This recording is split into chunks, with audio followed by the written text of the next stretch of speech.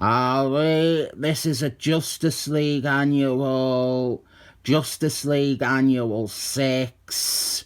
It is part of the Eclipso crossover that I bet some people who hate this story call it the crapness within.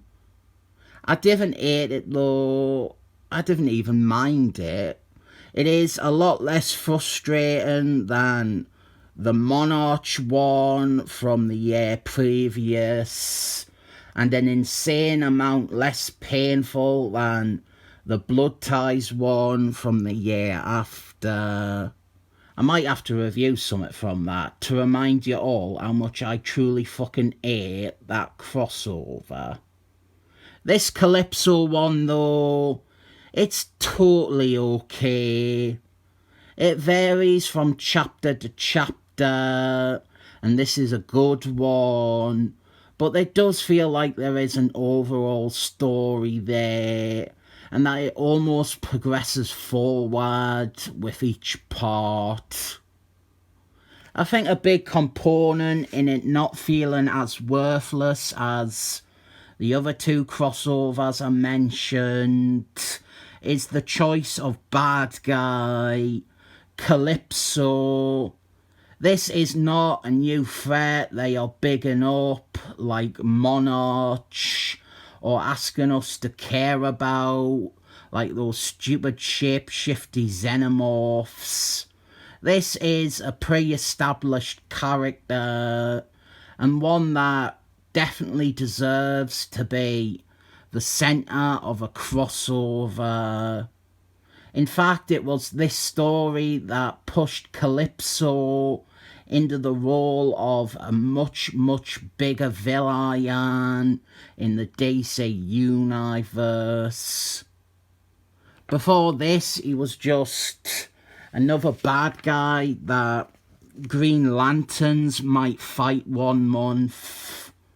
The plot of the crossover was that he wanted to take over the world by possessing superheroes, and poor Gladiator from the Imperial Guard, he spent most of this crossover stood static in Calypso's castle as a prop to remind readers Calypso can take control of people.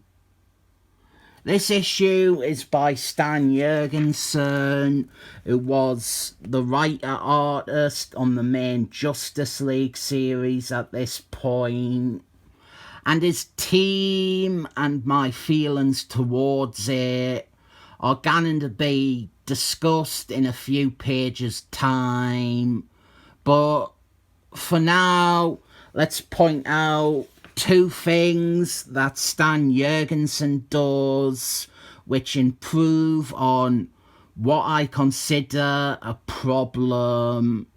First, he brings in Albino Man for this story. Albino Man is part of the Justice League in this annual, part of the main team at least.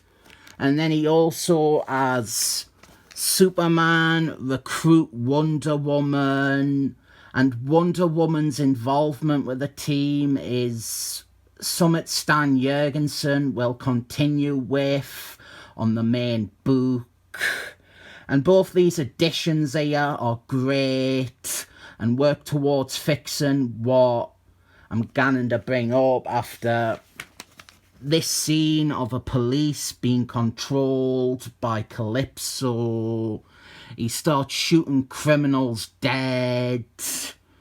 Calypso, he uses the darkness and the anger and the rage inside people to take control of them.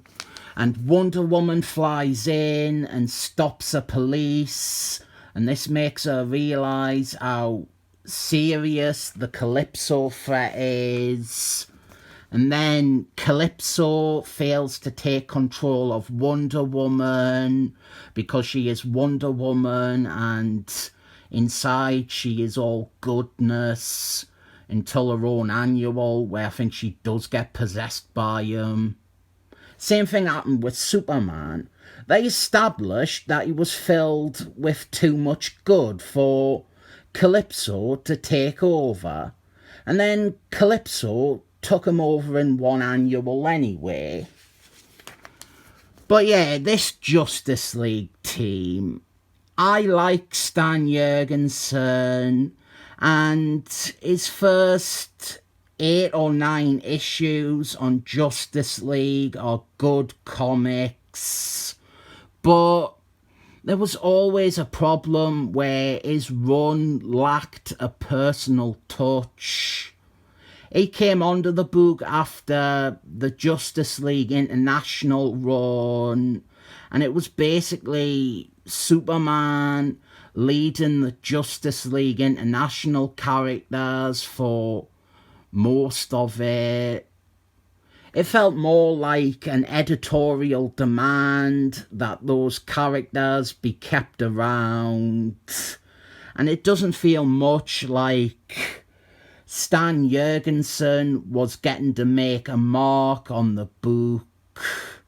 He did add a new member in the shape of Queen Maeve from The Boys, and what a lovely shape it is.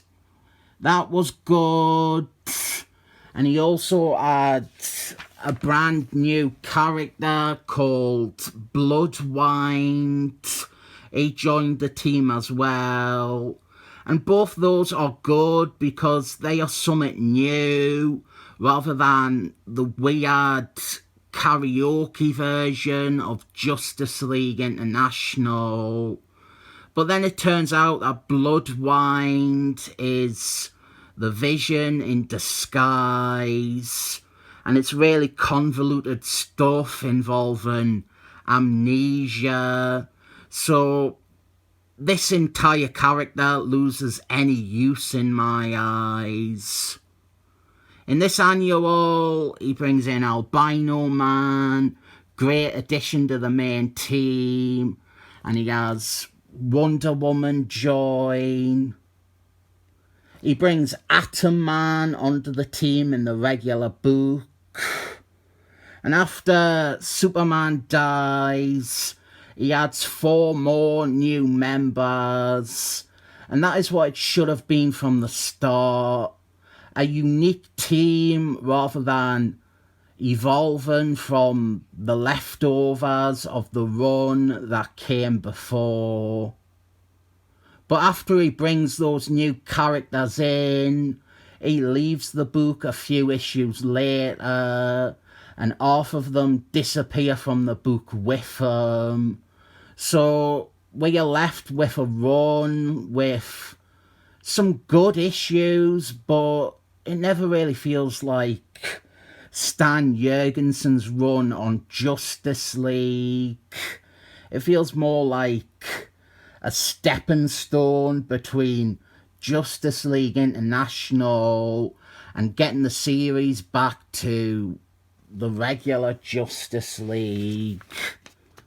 In my mind, he should have started the run with Superman leading the team, have Wonder Woman there from the start, have the Vision not in disguise, Green Lanterns, the Gary Gardner version, Atom Man, Albino Man, Queen Maeve, maybe Bloodwind as his own character, Rayman, Black Falcon, Liberty Man, and maybe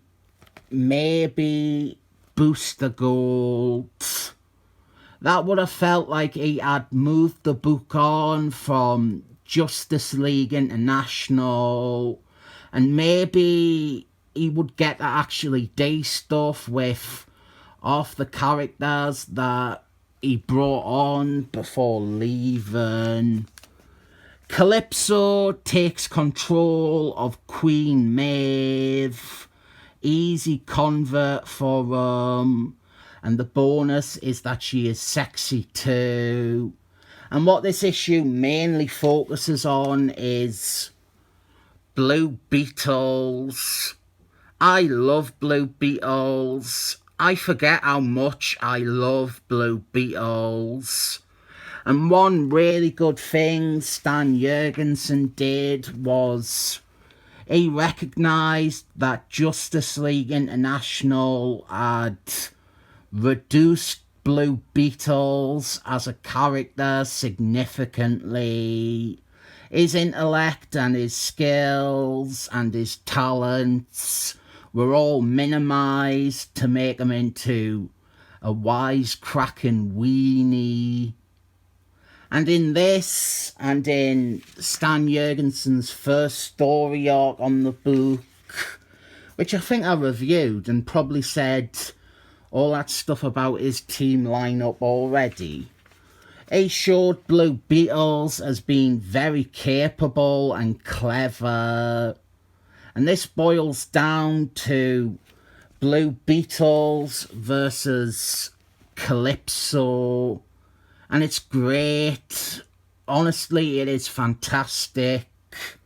I forget how much I love Blue Beetles, but he really is one of my favourite DC characters. He is great. I didn't have much to say on the fight besides it is a great showing for Blue Beetles, and it restores some of his credibility after Justice League International. Really good stuff. And I recommend this issue, actually. If you want to see Blue Beetles in action and not be a total idiot, this will satisfy you. The Blue Beetle stuff is the main piece, but there is also a subplot with the rest of the team fighting Queen Maeve, who is being controlled by Eclipso. They left to fight her, and Blue Beetles was left back at base where he got attacked by Eclipso. This is a good issue, really like it. Even ganning in with some reluctance, because it is part of one of DC's less than stellar annual events. I think this always manages to exceed my expectations. Good work from Stan Jurgensen. Good work from the co-writer and David Cockburn, who did the artwork. Well done, lads. 7 thumbs up.